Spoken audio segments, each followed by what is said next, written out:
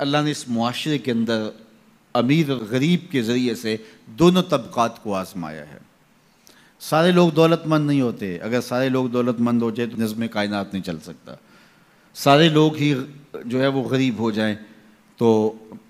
پھر بھی نظم کائنات متاثر، اس نے اوپر نیچے رکھا، یہ اس کا نظم ہے۔ تو یہ آزمائش ہے عمراء کی، ان کو دولت دے کے آزمایا، اور غریبوں کی آزمائش ہے کہ ان کو جو ہے وہ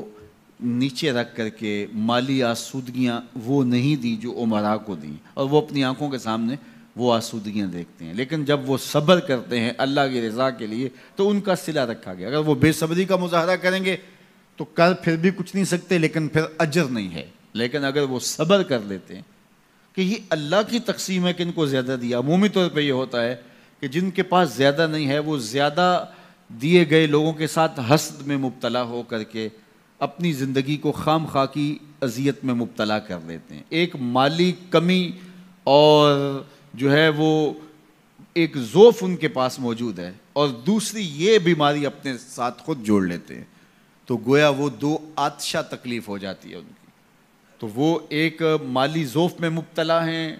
اور آسودگی میسر نہیں ہے، اور ضروریات بہت ساری ہیں اور ان کو پورا کرنے کے لیے وسائل خاطر خواہ نہیں ہیں، اور دوسرا ان لوگوں سے وہ آتش حسد میں جلنے لگے جن کو اللہ تعالیٰ نے نوازا ہوا ہے،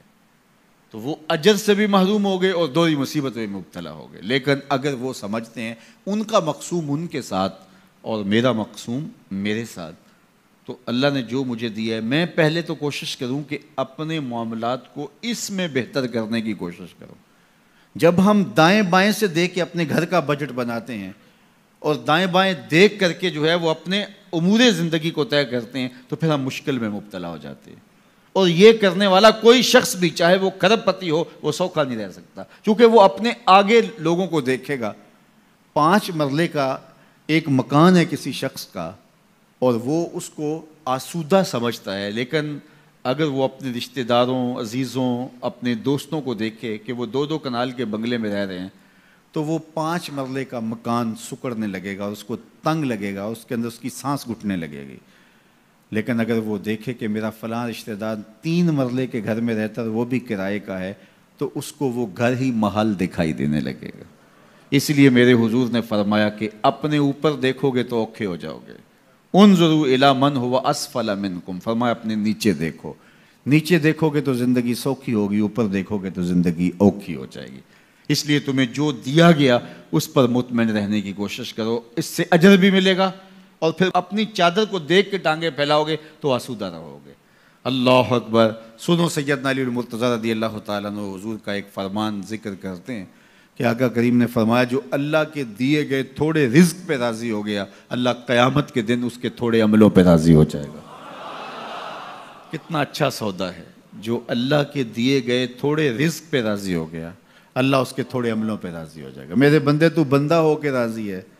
تجھے ضرورت تھی پھر بھی راضی ہے، تیرے بچوں کو دوا چاہیے تھی،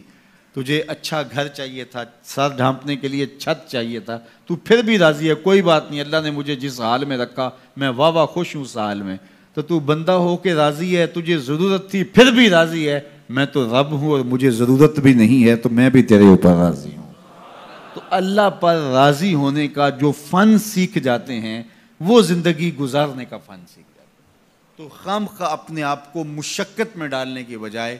جو میسر ہو اس میسر پر اللہ تعالیٰ کا شکر ادا کرنے کی عادت ڈالنی چاہیے، ورنہ اس سے بھی